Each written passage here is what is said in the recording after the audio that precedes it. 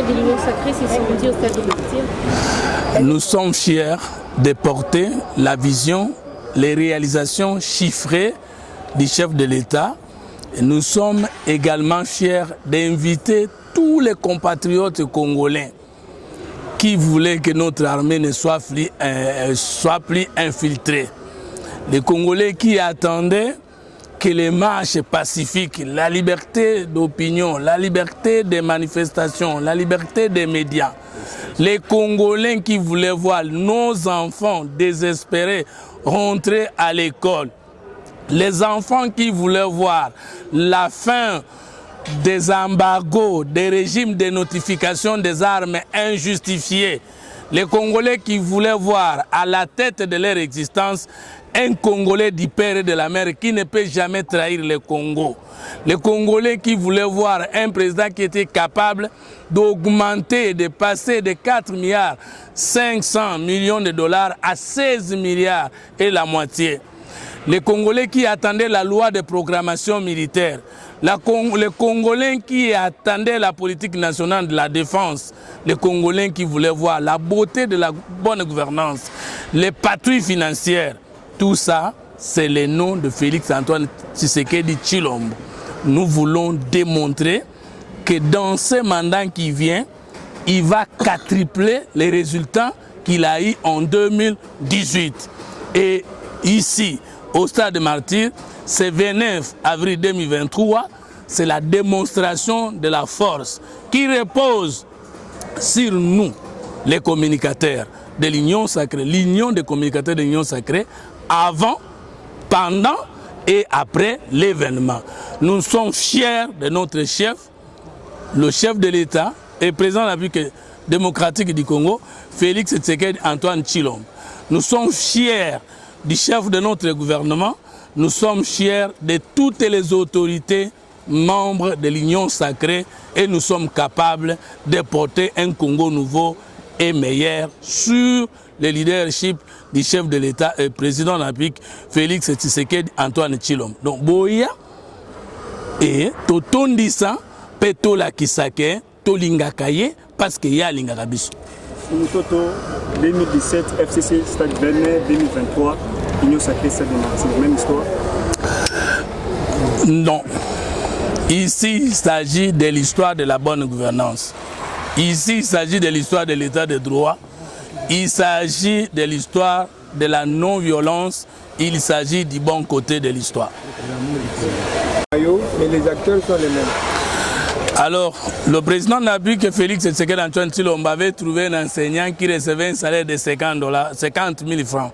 Et aujourd'hui, l'enseignant reçoit plus de 400 000 francs. Est-ce qu'on a changé dans la forme ou dans le fond? C'est au peuple de juger. Vous preniez le ticket d'avion Kinshasa-Lumbashi à 350 $.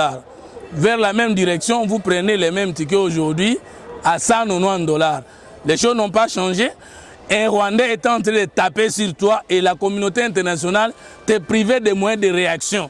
Aujourd'hui, vous n'êtes plus sous embargo, vous n'êtes plus sous régime de notification pour l'achat des armes et autres équipements militaires.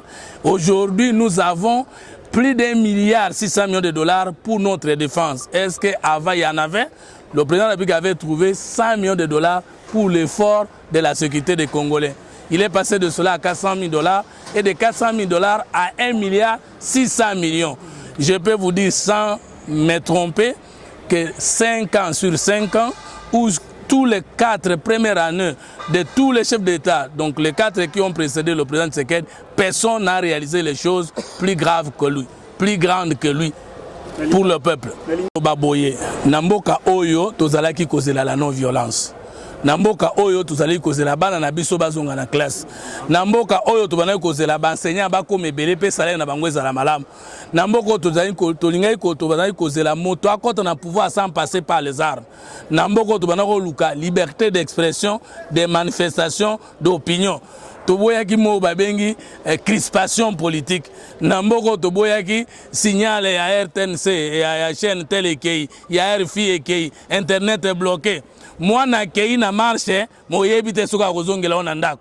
Namboko tubana ko yoka bazoloba soko lingi mwana na kufa te meka kotika ye na marche. mutu moko ayaki na mboko oyo mbongo zali koliama lokola nguba kolongwa ka cité Betel kokoma na 3 km à Pamba ezwa biso 30 millions de dollars mbongo bana oliama na kati na libanda moto meme ya koyebisa biso misola mboka ezoleka ndenge nini azalaki te mwana mboka ye akoti na pouvoir na nzela ba élection à gouverner en respectant la constitution pe alakisi ke volonté ya ko changer makambo ezali na 4 ans oye asali na ndambo tokoki kozwa 4 ans à président Kasavubu tozwi 4 ans à président Mobutu tozwi 4 ans à président Joseph Kabila tozwi 4 ans à Kabila père président Mzee Laurent Désiré Kabila. Aucun président a sali pour na peuple koleka na 4 ans na ndambo makambo mwana mboka Félix Antoine Tshisekedi Tshilombo a sali bazalaki kobeta yo congolais na moninga na monde entier bazotala mais bakangi yo maboko okoki kosomba minduki te okoki kosomba bibundeli te mais embargo wana likambo nini yo sala po yo somba minduki te moninga nyokolaka yo toyebi te grâce na mwana mboka lobi te embargo longwa régime de notification militaire pour l'achat des armes et autres équipements militaires longwa police biso davantage libanda asukoli armée asukoli libenga l'état asukoli aucun prisonnier politique ni prisonnier d'opinion aucun exilé politique non violence état de droit bonne gouvernance to investi na Congo bana ya bato musu bana kotanga ba pauvre bazaki na droit otina ba na bango na classe te aujourd'hui plus de 5 millions d'enfants bazongi na classe aujourd'hui ba enseignant ba kutamaki na 50 000 francs mais enseignant là dans plus de 400 000 francs o azozwa policier soda kutamaki na salaire à muke kaka na pasi wana COVID-19 kana pasi wana bitumba atomboli yango to bengi yo mama to bengi yo papa elenge moninga yaka awa biso Union des communicateurs de la République et membre de l'Union sacrée, tous les sengo. Ya komona mokonzo tala kozela. Omona mukona makwa linga sakana na Afrique ya FCT. Bandale lobota la kabiso lolenge mosusu. To sai suba muna binote. Kasi bona ozela nani. Mutu ya ndengo wana to ya awa na stade to prouver que tozai longo na ye avant, pendant et après les élections. Il faut azwa score x3 x4 que score azwaki l'élection en 2018. Ba communicateur bongo te. Bonso toye. To kuzani pembeni ya Kagame, to pakoli Kagame mafuta, to yebisi nous suspendons tout contrat ou tout accord qu'il y a eu entre la République démocratique du Congo et Rwanda. Ce qui voudrait dire qu'aujourd'hui, ils n'ont plus rien à réclamer vis-à-vis de nous. Donc c'est pour dire tout simplement que nous devons faire confiance à l'homme qui chapeaute aujourd'hui, qui dirige la République démocratique du Congo, Félix Antoine Tshisekedi Tshilombo. Donc on paie ses mandats. Donc on met maé avec une majorité au sein de la chantage et ensuite nous allons permettre à ces pays et à la place de même voire même avant nous. Merci beaucoup Maëlle. Un mot par rapport à la visite de l'Union sacrée de la nation sortie officielle le 29. C'est vrai, un mot dans le Congo. Vous pouvez de bon côté, Antoine Félix Tshisekedi. Nous invitons tous les Congolais à choisir le bon côté. Et le bon côté, c'est le côté à raison. Côté où ils ont avenir il y a Congo. Et si quand on a la vérité, il y a minerai à Congo, vérité, il y a Mibeko à Congo, vérité, il y a Boutamboulissi à Congo. Hier, on n'a jamais arrêté un ministre. Hier, on n'a jamais arrêté une autorité. Mais Lelo, au Sali, Yamabe, Bakangi, Bayokio, Yaka, Vanda, Toyokayo. Ça, c'est un élément très capital. Et Lelo, liberté de commune à Yango. Il y a solo, de Mundanagi Nango Badakala. Réseaux sociaux yango tozoko lobela mokola lelo na bandi mutu moko abandi koyeba elongi ya mutu moko ya salaki na ye ba o ba kompe ko loba ngai ba loba kana saliki ngandi ne lelo na komi ngandi po na komi candidat pour la République. Voilà des pères et des mères lelo de bon côté to la kisi que on sera ensemble pour l'avenir du Congo. Tout ce que vous avez, vous savez, tel, on ne va pas créer la roue. on ne va pas créer la roue, mais plutôt on va améliorer la roue pour qu'elle résiste à l'intempérie. Donc, tu as invité ma Congolais, ma Congolais, va être de bon côté, et l'avenir du Congo nous appartient. Sergili, enfin, Union Sacrée, tu as confirmé tes advalbars que non. Maître Franck Kalo a membre de l'IDPS, tout Maître Franck Kalo a Fachi, le monde s'est mis le lot, présence na Union Sacrée. Donc, Sergili est allé se collaborer avec le pouvoir public, conformément à l'article de la Constitution. Donc, il y a parce que les dispositions constitutionnelles, les alliés, ça a collaboré avec le pouvoir public. Donc, d'ailleurs, je suis très content pour bien nous poser à l'opposition, à mon niveau de visiter. Je préfère m'abstenir à Mamouélé. C'est là, samedi après samedi. Maître FCC bis. Non, Félix Akela va tout. Vous saluez Bassali charte. On va la charte. Lui vous saluez sur charte. On a expliqué. Formule de fonctionnement, l'administration surtout. Bassala Karawana. Il faut faire des routes pour permettre à tout d'évoluer. Donc, il y a une administration spécifique qui est que FCC 10. En 1960, vous avez la Constitution. Avant 1960, vous avez la Constitution, acte de régir Mboga. Quand vous avez est-ce que ça veut dire que nous avons colonisé nos propres populations? Pas du tout. Je veux juste vous dire une chose, que Félix Akeli Batouté, Kabila pas Akeli Batouté, ce sont des Congolais. Mais tout Congolais, et Sengeli, soit Monique à Bongwani. Alingi a changé des alliés, Makamune à Mabé à côté Malam. Où est le problème? Ce sont des Congolais. On a bien le Bolinga qui a sélectionné à travers l'IDPS. À voir que c'est Congolais, il est le chef de l'État de tout le monde. Je suis très content de la binonion sous Bazanas, beaucoup de l'Union Sacrée. Je suis très content. Tais-toi, Union Sacrée. Tais-toi, par rapport à son tosala effort ya koavancer ndeko na ngai badiscussion oyo ezali kosangisa biso te bandeko oyo azala travailler na Kabila, azala travailler na le roi Désiré Mobutu, azala travailler na Joseph Kabila le fils bazali ba congolais eloko biso tozali koboya na Union Sacrée ezali ba détournement ya ba deniers publics. Ce que nous avons se comporter mabe Union Sacrée pour soutenir l'IET parce que dans l'Union Sacrée à cause de la libération de la justice à répondre na ba acte naie. Ce n'est pas du fait que quelqu'un soit de l'Union Sacrée qu'il est blanchi, non. Mais na yango lelo te ko tala stade de martyr to bengi ba congolais boya ebele samedi to la kisana mokili mobimba ke tozana sima chef de l'État mais c'est Félix Tshisekedi Tshilombo béton. Donc bétonner stade de martyr samedi on est talibi sur la sikoyo ba mituna mususu de kozonga la bino na poste yo koya na ba journaliste te ko répondre bino Maître Joe Kitenge en fait aussi ça na yo par rapport à Union Sacrée to moni visite na yo à stade de martyr oyer au niveau assurer la population parce que FCP ça na yango na fait même atele moi 2000 ba 3000 na atoni ça fait même à salam bouteillage le ko relever des pas FCC par rapport il y a stade de martyr pour faire même ba kangi. Moi, je crois que la politique ne nous amène pas dans ce terrain. On relève les défis des personnes et de rien. Biso, Toza FCCT, Toza Péregroupement, mon côté, Toza Union Sacrée. Toye, pour la sortie officielle de cette grande plateforme, pour vulgariser Bakanissia Mokondia Mboka, pour benga Congolais dans cette grande messe politique.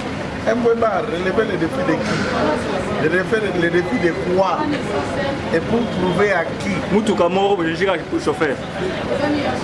Je ne sais pas Moutouka c'est quoi d'après vous. Ça dépend pour que je crois que nous devons rester dans la logique. Je ne tomberai pas dans le jeu de ping-pong. Moutouka, Moutouka c'est quoi? C'est votre pays que vous appelez Moutouka, chers compatriotes. Ayons le mot. C'est le Congo que vous appelez Moutouka. Et votre chauffeur c'est qui? Pensez-vous que Moutouka va Sombaka et ce pays vous avez acheté chez qui? Comme vous l'avez vendu hier. Alors, qui l'a vendu? Donc, je vous dis, ayons le mot juste, même dans la communication. Ayons les questions si justes, même dans la manière.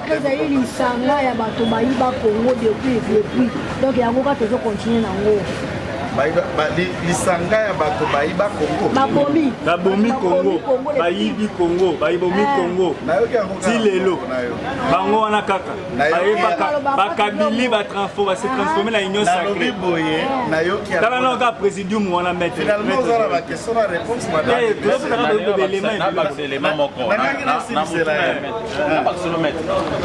union sacrée lelo ndem da commission budget de 4 milliards au Kabila tika kamemia on a 16 milliards union sacrée wana a concrétisé le bino na constitution na bino bacha depuis 2006 que enseignement à la gratuit 5 millions d'enfants lelo bazotanga ya ofele union sacrée wana lelo yango wana union sacrée bozali koloba et ça que bino ba journaliste bo poser ba bituna nyonso ne bolingaki union sacrée wana bozobeta masolo et supprimer ba fausse commune botangela ba fausse commune nini boyebi na comme union sacrée sali que journaliste mon côté azana bolon c'est ça mais Diego Kaiba na prison Diego Kaiba na prison kangié kwa dénoncer ka muto moko ya place ya bakangié Diego Azana,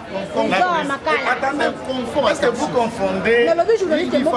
S'il vous plaît, madame, Bakangié na cause nini? Est-ce que pour qui atteinte dans les cabos ya privé to Afrika qui fait l'exercice ya msala na faut pas confondre les choses. La liberté d'expression n'est pas égale au libertinage. Merci beaucoup. Maître Joël Kitenge, motuni ya suka boko to donner un stade de martyr. Maître Joël Kitenge ko tengela ngelo ko moko dara na dizara 200 francs na Congo. Et le Congo moko dara 200 francs na arriva Félix Tshisekedi 4 ans après et commis 100 francs. Les billets de l'avion.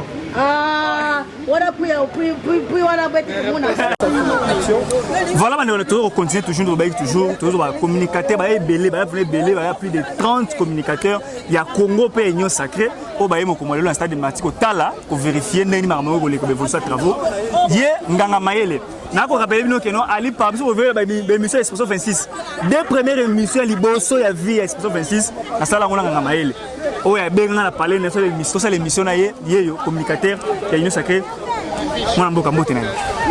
Mbotenayo Armand, nous avons écrit à Expression 26 et Tolobaki Tofouli Yango et Kokende Liboso et aujourd'hui on a 30 000 kilos, 30 000 personnes adhérées. On a salué Batonio Sobandima qui peut passer à Armand confiance et aujourd'hui moi je suis fier pour na Moussala Kitoko Balé qui va tomber Yango Lelo Tozana Esengo et nous sommes aujourd'hui membres de l'Union des communicateurs de la République, membres de l'Union sacrée, Toye, totale activité au Tozana Lango d'ici samedi, Ndege Kolekela. Alors, beaucoup c'est la publicité à ma casse, pouvoir. Mais publicité ma casse, ma fiche, ma qualité, beaucoup mobiliser ma parti politique, la minorité, la république, il faut mobiliser les médias, pour bailler la Union sacrée, pour croire que ça va y avoir un message à l'Union sacrée. Tosengi Batubaya, mais Toyebisi Batubaya. Il y a une nuance. Voilà. Tosengi Batubaya, Toyebisi Batubaya, parce que c'est le bon côté de l'histoire. Le bon côté de l'histoire, hier, moi, je ne savais pas que tout le minerai du monde peut être vendu au Congo. Hier, moi, je ne savais pas qu'on peut vendre les minéraux du Congo et on peut le vendre Mikate Tokwanga. Que Congolais, nous, ça a droit. Hier, je ne savais pas que Mamaye Mobatonga Kayango P. Hier, moi, je ne savais pas que Ndekonanga Afanakana Makala Ngunza qui a Nzela. Hier, moi, je ne savais pas que Nzela Lemba et traverser ma commune à Limete et traverser Bandalungwa et commune à Selembao. Et hier, moi, je ne savais pas que Longwa Victoire peut atteindre Mongafula. Au but de la communication, tu as la théorie, heureusement que tu mets pin dans les gars qui ont une équipe, Nicolas Sabiso, il y a une équipe, mais Bilon Gamaï, aux alliés, aux autres, on a un combo avec Bilo comme Nicolas Sabiso, la télévision, comme on est en côté théorie. Aux alliés, comme il est, les deux salariés nous sortis officiels. C'est ce qui fait la nuance par rapport aux autres. Batek la Gibiso maquette. Vous avez maquette, non? Il y a aéroport. Au monde, on a monté. Batek la Gibiso maquette, il y a boulevard. Oh, Batia. Na petit pont au monde to monate bateke la biso maquette pendant que loba que Congo oyo bana ya Congo ba ko bénéficier na gratuité de l'enseignement au monde to monate. Chers amis, à un moment donné nous devons réfléchir Le peu que notre frère Ndeko Nabiso, Antoine Félix Tshisekedi Asali, dans Motango Mine ya Bambula, o esengela qui était tout ça là on a 18 ans et kokanité. Yangwana Tolobaki, Tobimisa, Union sacrée, Simana Yango, Tolaksaba œuvre ya chef de l'État, Toteke Yango, Tolaksaba Namboka ete armée Nabiso ayoko soma monduki, armée Nabiso ayoko batela ekolo, police Nabiso ayoko senzela ekolo, armée Nabiso ayoko discuter na ba armée mususu pour être infiltration salemate. Parlement Nabiso ayoko so mikano to mokano ya koloba ete mixage ezalité. Armée Nabiso ezali capable ya ko défendre Kolo Nabiso. C'est là où aujourd'hui on sent la force de la République. Merci. Les bons côtés de l'histoire. Les bons côtés de l'histoire, les 29, on a bien la population. Donc on dit que la population baïa. Nayebisi population boya koyo kapé komona parce que le bon côté de l'histoire c'est Antoine Félix Tshisekedi. Merci beaucoup. Ngamaïl. Ngaïne na remercier baïba so bapona média na bango expression 26 Aza Molende. Aza Elombe. Merci beaucoup. Félicitations. Je remercie parce que au Pona Kibiso, deux premières émissions, il y a chaîne Onu Salanenayo. Merci beaucoup. Ton Nimaki Yango, Peto Télémeli Yango, expression 26 de l'avant. Toujours. Merci beaucoup. Merci beaucoup. Voilà, on continue. Christ, on continue toujours. Tout ça, on va communiquer. Tellement belé. Vous comprenez que nous allons belé au bailli pour communiquer et longo na biso Madame communiquer na biso bon on pousse la kaka to banana papa puis to kota to banana maman pour parité ba papa d'as ba leki misa to na maman après voilà excusez maman Karine bote na yo bote papa voilà mokomole to moni bino awa na stade des martyrs o bobi que no boko beng sa population ba ya boko banga été stade des martyrs mais la bino. Papa, déjà choix à stade des martyrs, il faut que Sabino que tozali na population. Tozo kabazo ba o FCC na VMS, bino stade des martyrs, c'est pour vous montrer qu'il y a la différence entre Oyo Bango Basala qui n'a 18 ans, na Oyo président Asali dans 4 ans. Tala tabino moro surtout mingi minga nazo benga ba mama. Ba mama ba mama muto asali ke to futara su minerva la bana te mama. Muto asali que les loba na unikin bakotanga na ba condition malamu.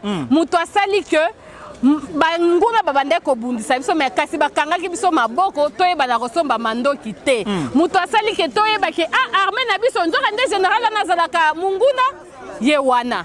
Siko likanisi na yango tozo sangisa biso nyoso to lakisa ke tozali ko porter likanisi na wana azali ko benga union sacrée tozali ko porter yango na mutema po to lakisa pe na monde entier ke azali na population na simana e tozali ko yebisa population ke ba entrer et belé à stade de martyrs et fungwami onga nazo utakota kingasani kota non entrer in des 3 onga nazo ta wileri wangata 1 ezapo lele wangata 2 ezapo lele o ya wileri pe lokwa bomesano ezapo lele o te stade na kati tondi si libanda to aménager ba place donc libanda ekozala kaka lokola kati oza libanda ozali komona en live o tenga na belaka asthme mama papa yaka aération parce que aération, non seulement aération, il y a des cliniques mobiles, il y a des toilettes dans de bonnes, très bonnes conditions. Donc, aux la Liban, on a posé au côté, quand c'était pour qu'on se soulager, donc, ton côté bien dans des conditions, il y a qui t'ont pour nous relaxer, que mon conduit à Mboka, Azalina, peuple, pe alingi, peuple, wana.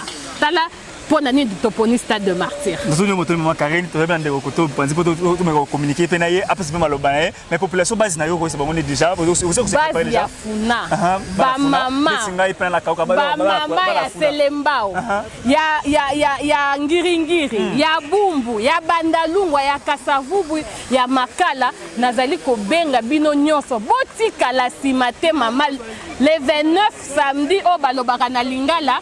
Putulu ekomata makala makotikala toya komi monela likaniso ya chef de l'état to la kisa epeke oyo saleli biso papa na 4 eleke belé petro choma boko po okobala ko salela biso susu na mikolo ezali koya. Merci beaucoup maman Karine tout nous botter pour la commune. Bon comprendre que maman Karine prochainement to va na yeto développer ba makambuya o talimboka na biso maman Karine. To développer papa. Merci beaucoup maman. Merci beaucoup.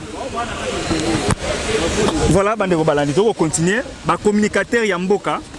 Il y a République Paix Union Sacrée, Baye, Mokomwalelo, kobeta sur le solo talimbo kanabiso ko communiquer na ba population ko communiquer na ko nganga maye lobi keno ba ko senga te ba ko webisa population de baya le 29 pour na koyoka message ya Union Sacrée. Papa Motena Mbote ndeko journaliste. Voilà, comment les lots, Temonio Awa, na stade Marseille, il est des communicateurs. Bon, excusez-moi des fois, l'expression principe pour la première fois au Leka, Boni Nabiso, Nabiso, depuis le Bumbashi, Katanga, Kenya, de partout, dans le monde entier, on a Nabiso.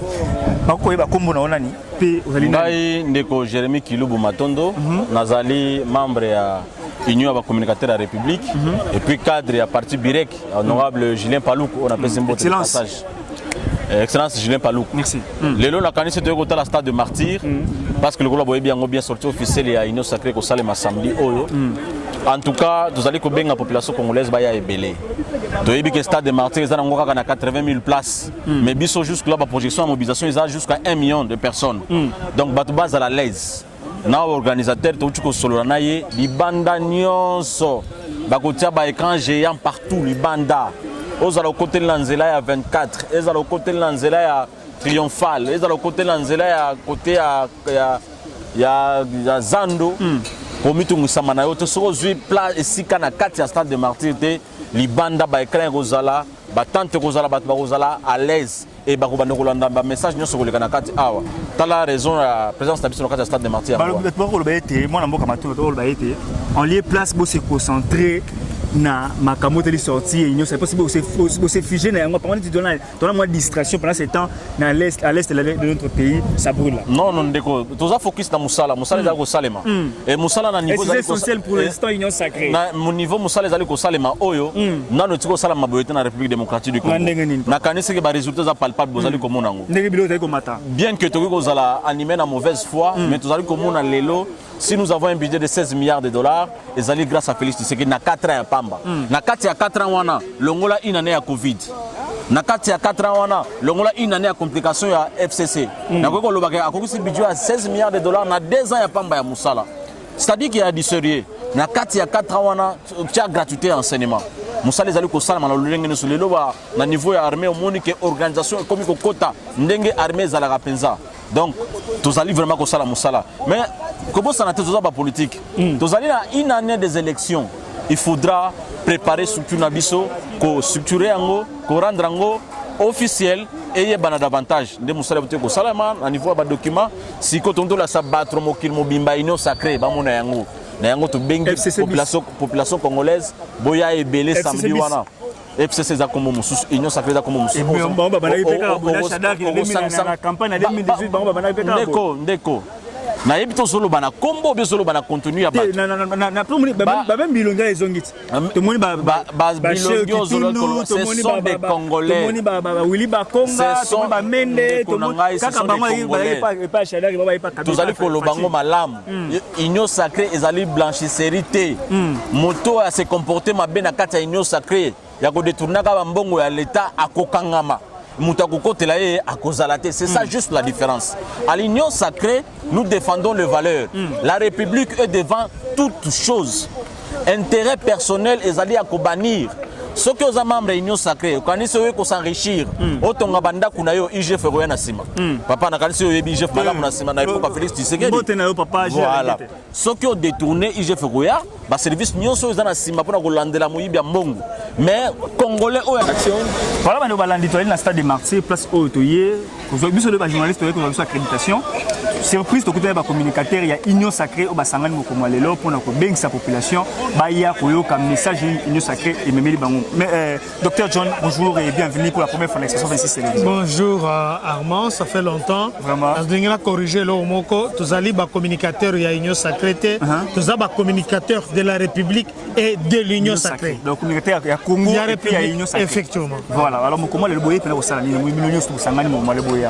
Mais awa ici katoye toza moni nzungu oyo koyamba le 29 avril 2023 ba yimboka nyonso oyo bako lingaka Félix Antoine Tshilombo.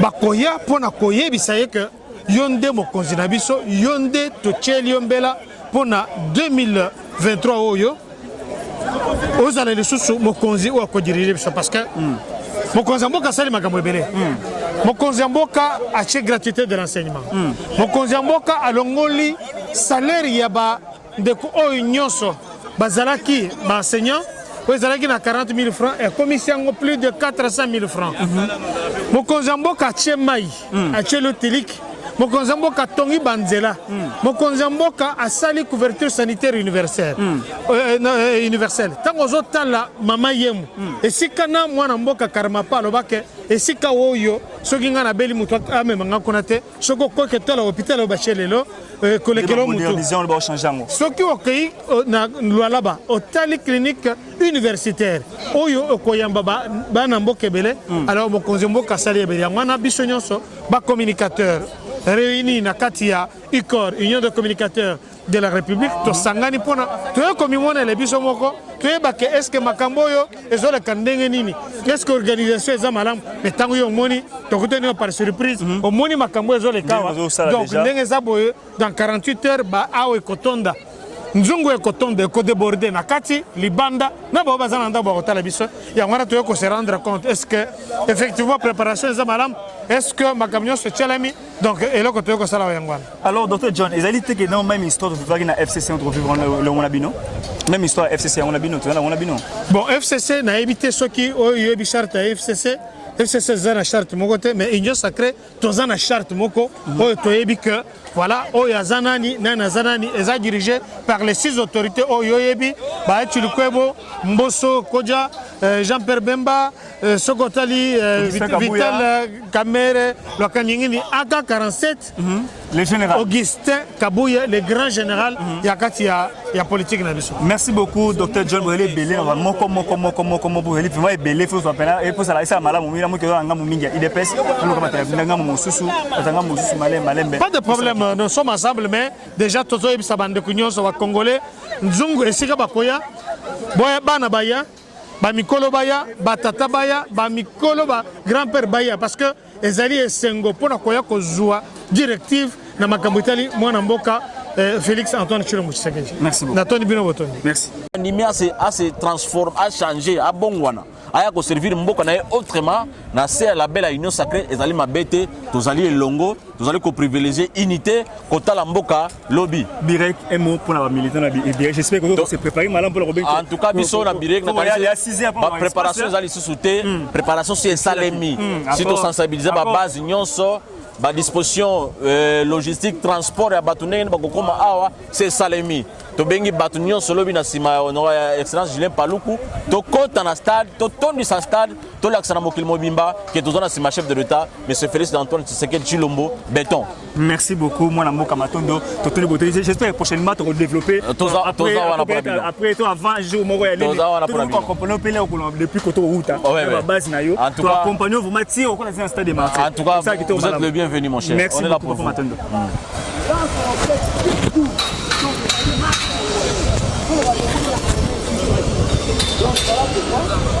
Il n'y avait pas moyen de faire comme ça au marché un peu. Ouais, vous voulez qu'on puisse marcher. C'est beaucoup plus. Ah, c'est pas grave. Comme il a dit. On peut marcher. Voilà, voilà. Malembe. Tu seras aussi là, en fait.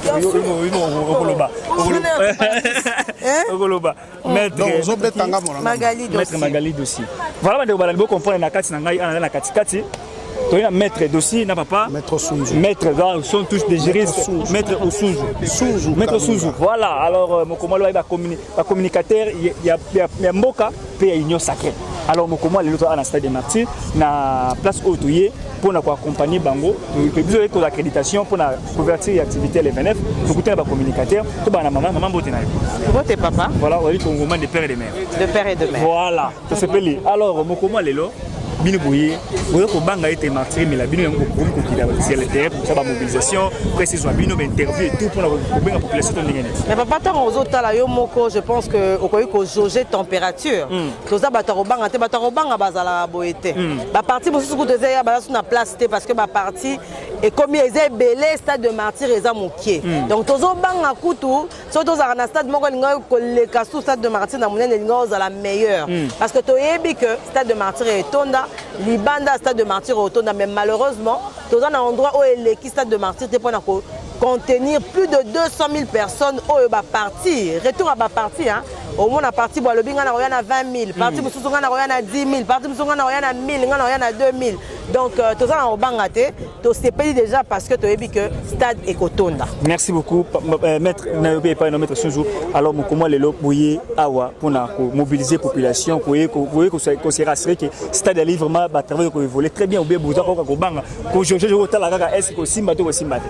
D'abord, est-ce que le mot Kobanga est allé convenir à Bissoté? Pour mobiliser l'équipe marquage, je voudrais préciser que Bissoto est un communicateur, comme on dit, union des communicateurs de la République du corps en sigle. Donc nous n'avons pas peur. Mais seulement que je voudrais que tous Congolais nyonso aïeba que Toye Bissonyoso d'abord non comme des communicateurs mais comme des Congolais qui ont l'amour bazana bolingo ya mboka na bango parce que ngonga oyo occasion ezali ya kolakisa sur le plan national et international kotinda message ya kolakisa que Congo ezali bien sans maître té.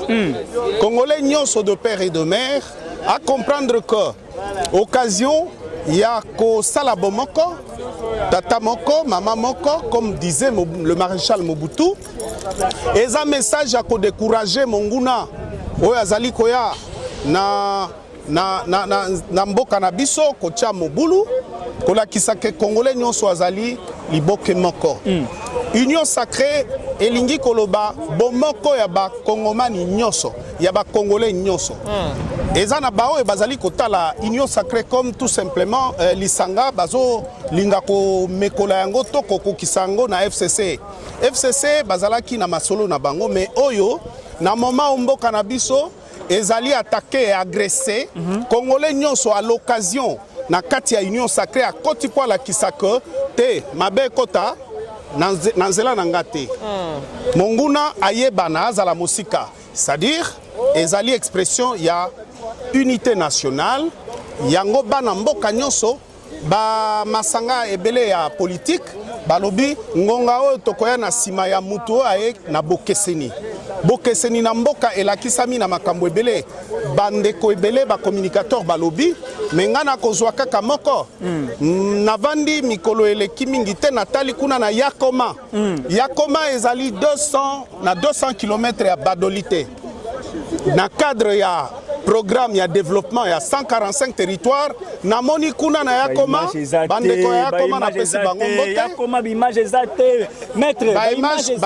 ba image kolanda université qui va bongisi yango tokena sur le terrain to moni université qui ba bongisi effectivement ya bino malobaka ka théorie de lembi théorie et donc fati asale loko moko te tout mona yango te au moment la photo loba awa ki bokendaki na te bino ba communication na funda bino ba fati bo le suba ba théorie belé que les obina na Yakoma ba Yakoma bona na biso ba image botinda ta numéro d'aller afficher wana mwana mboka tikana loba kuna na Yakoma bana bazangaki ba classe nga na moni kuna bazo sala ba kelasi ya sika natali na mobile mbongo bazali kotonga bureau ya administrateur du territoire kolandana na masolo oyo ebetami na cadre ya PDL 145 c'est-à-dire promesse nyonso ezali kosalama ngongeleki mokonzi ya mboka lobaki nazwi occasion ya kolesa ba kinois na mbisi mais soki oke na ngambo ya Kinkole okuta poche qu'est-ce qu'on dit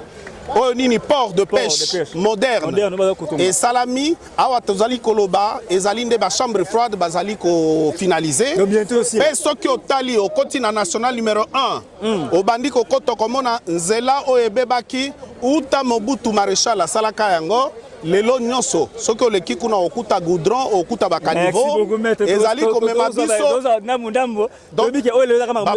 ezali c'est-à-dire union sacrée voilà mais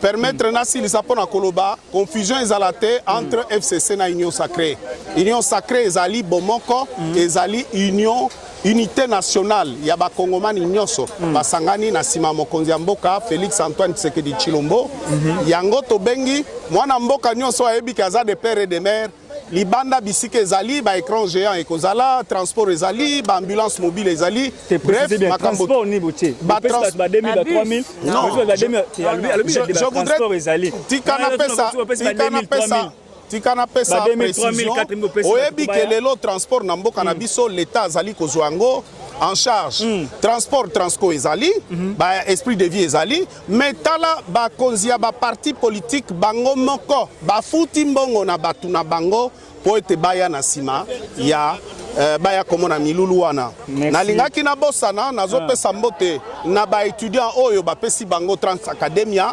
lelo depuis mboka ebanda parce que lobi image mais awa Trans Academia ekomi mboka mobimba en tout cas opesi oyo mepe babongisi yango biso totanga na bacondition ya pasi alobi bilili mais bilili awa pembeni ya palais du peuple okomona Trans Academia ezali voilà. Koloba que Union Sacrée ça d'abord état d'esprit. Avant ezala lisanga ya ba politique ndenge ezali boza état d'esprit ya congolais nyonso. Oyo alingi bolamu mboka, oyo alingi unité, oyo alingi mboka ekende liboso. Oyo pa zonzima moni na kati ya président Tshisekedi mutu oyo alingi que mboka ekende liboso à travers ba action na epo mutu alobaka lingaka mboka to alingaka eloko balandaka maloba na ete balandaka misala na ye. Donc ozomona misala ya président de la République oyo azosala en faveur ya population ozomona clairement que mutu oyo alingi mboka mutu oyo soki ba akobi lisusu oyo asali ya osala sufi ya koleka. Merci beaucoup maître. Que Congo mobimba RDC eza ba chantier. Voilà, merci beaucoup maître. Toujours évolué par rapport. Merci beaucoup pour la disponibilité. Tous les numéros pour vendre ce masolo tout sur la peine malamu mingi. Merci beaucoup. C'est bon?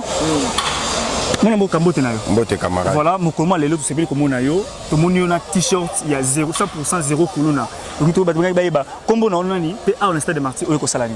Non, na ba ina combo ya japonais masengo 100% zéro kuluna. Nazali cadre na parti AAC. Autorité morale c'est Évariste Bochab. Président national ezali Yann Eric Mon Bochab. Tout à fait. Voilà, présence dans la carte stade ezali total emplacement parce que biso tozali na kati ya Union Sacrée. Kota la Union Sacrée stade de Martyr eza muke. Parce que biso mo ba parti na biso. Bandela. Na biso tozali na kati ya Union Sacrée. Kota la plan du forme Union Sacrée. Stade de Martyr. Stade de Martyr eza muke. Je vous dis la vérité. Parce que biso moko tongi kotondisa Martyr. Biso moko AC tongo tondisa Martyr. Mais tosangani sikoyo ba leader Union sur la kati ya Union Sacrée. Alors plein oyo salama awa, je crois tous une intervention ba fongola biso PVM parce que bato musu ba kende kuna ba tsabe écran géant kuna parce que tous ça eloko opoto assurer na monde que le président Félix Tshisekedi Tshilombo a un deuxième mandat assuré. Aussi beau préciser déjà. Dans l'objet nayo eza kolobate parce que population nyonso ana simanaye. C'est le na Kinshasa soto tamboli tous à la claire ata mutassemble la tenga na mwana makala. Avant président Félix Makala lingaka limwa. Mais na mandat Félix Tshisekedi Makala ba prince Koti.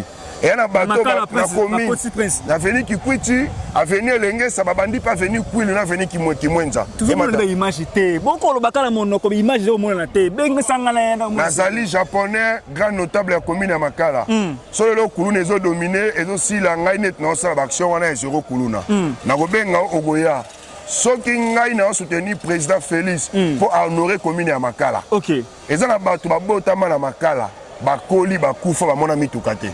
Mais na mandat ya Fati le Makala les valeur. Alors qui vivra verra le 29. Merci beaucoup mon amboka na sepeli makasi. To attends to développer pas to kitana tina Makala. To ko bida lisolo ya Makala. To moni AAC na Makala ndeni uza implanter. To moni ndenge no uza ko evre kuna zéro kuluna to vivre en live. Bandi ba mona ngo pona mona sima comme les fitiers. Songi kaka. Yana ki songi. Na bina ngelo tantuka. Na bina beton. Na bina ngelo tantuka. Merci beaucoup les japonais. Merci camarade. Merci. Nous allons sortir officiellement sacré le samedi prochain. Alors, vous savez, c'est un parti d'élite, mais aussi un parti de masse. Nous voulons, sans pour autant nous discuter avec nos autres partis politiques, c'est rendre compte de la place qu'on peut occuper. Et aussi, surtout, de taper du doigt l'évolution des travaux. Parce que la journée du samedi n'est pas une affaire du présidium de l'Union Sacrée. C'est une affaire de chaque président de parti politique, de chaque membre du parti politique. En tout cas, nous sommes là pour le soutenir, pour soutenir le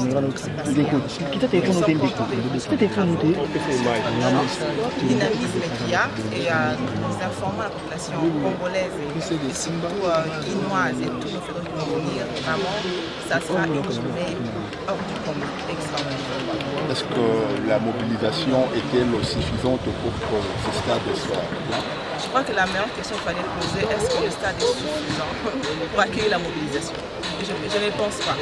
Parce que la force que nous avons au sein de notre parti seulement, nous pourrions même remplir la moitié du stade. Mais ici, nous sommes à plus de 400 partis politiques. Et quand on dit la moitié, c'est pas modestie parce qu'on peut se remplir le stade entier. Alors, si un seul parti peut le faire, il faut sur 400 partis politiques. Nous allons vraiment avoir besoin de la sécurité, de la police. Ils encadrent nos membres, toutes nos femmes, nos jeunes filles qui vont venir ici pour qu'elles se sentent vraiment confortables pour venir ici. Et c'est ça notre travail et nous sommes confiants que l'équipe du travail, l'équipe des présidents du travail sérieusement.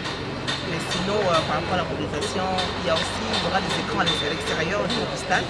Donc, chers compatriotes, chers camarades, si vous n'avez pas de place à l'intérieur, ne vous sentez pas frustrés, ne vous inquiétez pas. Les gens qui sont à l'intérieur ne sont pas plus importants que ceux qui seront dehors. Nous sommes tous là pour mobiliser pour notre chef de l'État, pour montrer au monde que ce chef de l'État est un choix du peuple congolais et nous sommes du bon côté de l'histoire. En lingala, madame, si vous voulez résumer tout simplement. Président, bonsoir. Bonsoir. Qu'est-ce qui justifie votre présence ici au stade de Martyrs?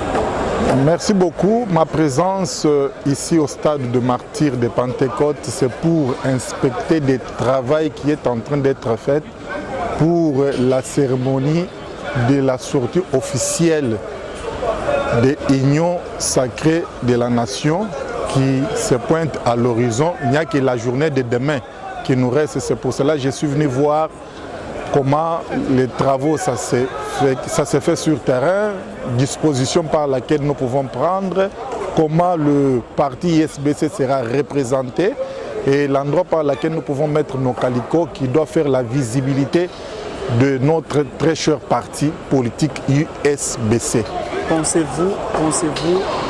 Pensez-vous que l'Union sacrée peut remplir le stade de Martyrs?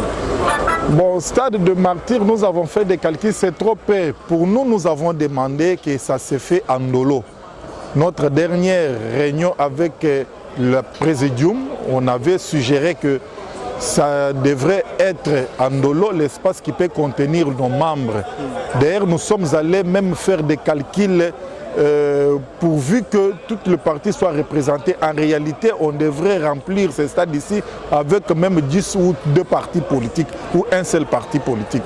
Mais maintenant, le quota qu'on nous a donné, je vous dis, le stade c'est trop peu. Le stade ici a eu la capacité de 85 000 places assises, mais nous avons la possibilité de mobiliser plus de 100 000, plus de 300 000. Mais alors, il y a des gens qui disent que l'Union sacrée, c'est l'FCC 2017 et c'est juste une mosaïque. Non, ce n'est pas l'FCC. Moi, je n'ai jamais, par exemple, notre parti n'a jamais participé dans les histoires des FCC ou soit du côté pouvoir, régime passé.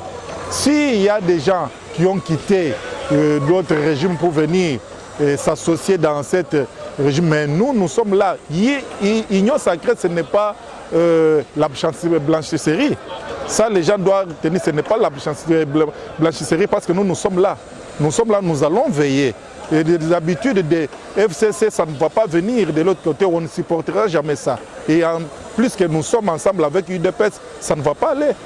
Ça ne va pas aller, ce n'est pas une blanchisserie.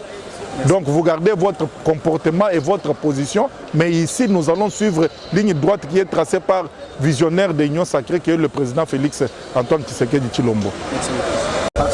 Yabison Pinda, après Inikin Homme, Barretomé Belé, mais Maître Jean Pinda doit bien gagner. Maître Jean Pinda faut continuer à Belé, mais faut soutenir Bissot. En tout cas, il faut le Belicambo, le jour anniversaire, le 20 avril, il faut le Belicambo, il faut soutenir. Mais l'autre Belicambo, Maître Jean Pinda, dans le stade de Martyrs, le moment où beaucoup banga été stade.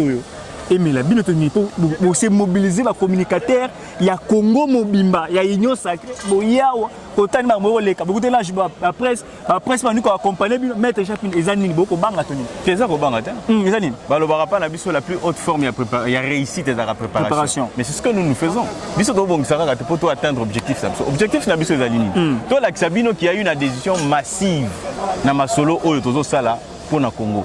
En fait le problème c'est quoi? Nous prenons acte engagement na population une fois de plus pour que lorsque tu se retrouver na ba urne ba voter kaka ndeko na biso mokonzi na biso papa na biso leki na biso nani Antoine Félix Tshisekedi Tshilombo pona nini toyebisi bino tolobi na kati wana totangi tolobi ba objectif na biso la priorité na biso zani to rendre encore meilleur la justice de notre pays ezalate au nom pour moni to utaki na impunité ce que to komina bato balobaka ba critiquer ba bino justice moko sélective donc il faut encore rendre meilleur. Maintenant pour rendre meilleur qu'est-ce que nous avons fait? De recruter ba magistrats.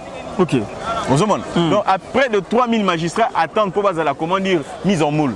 Déjà boyebi que non année déjà 1500 bazobanda. C'est-à-dire qu'ils vont remplacer ce qui existe déjà et au fur et à mesure tous qu'on avancer, to memi ba tumuso ba na philosophie ya servir na ngomboka. Et puis le soyo kit, faut pas que nous service militaire.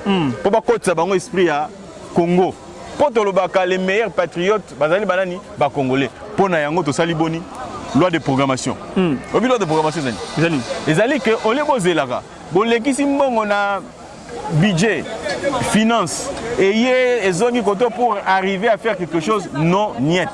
Tolobi que non et sengeli na biso tout ça la boni ba militaire bango mo bazalaka baik bana posa ko soma manduki bana posa ko soma matériel militaire. Ils n'ont pas besoin de retendre lourdeur. Pourquoi ça va beta masasi koto. Bona posa masasi.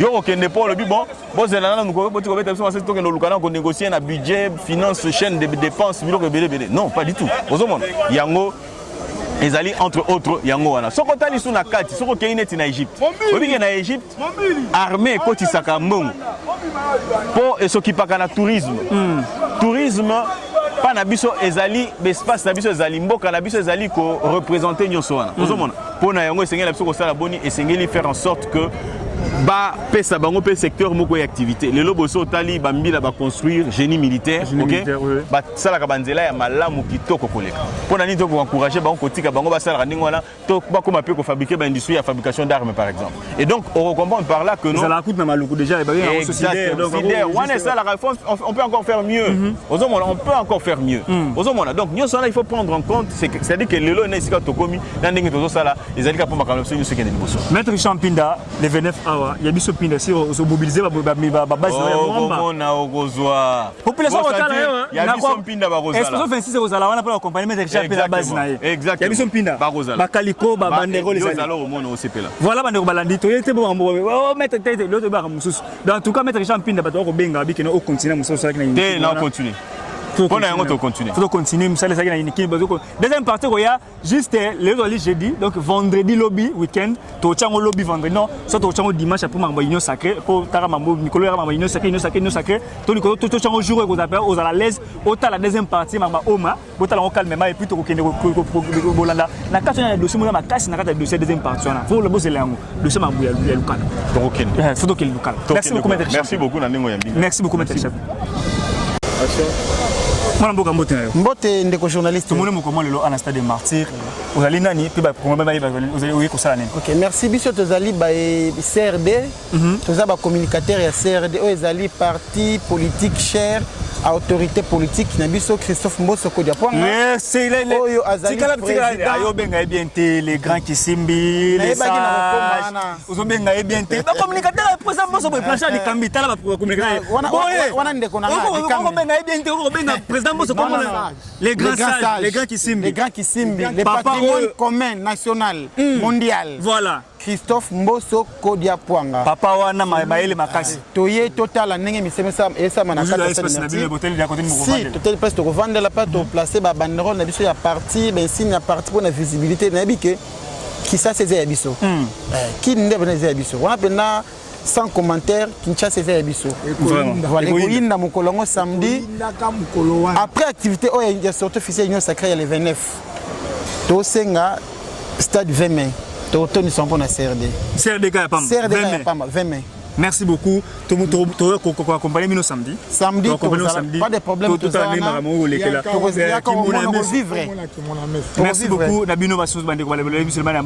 merci beaucoup. Merci beaucoup, camarade.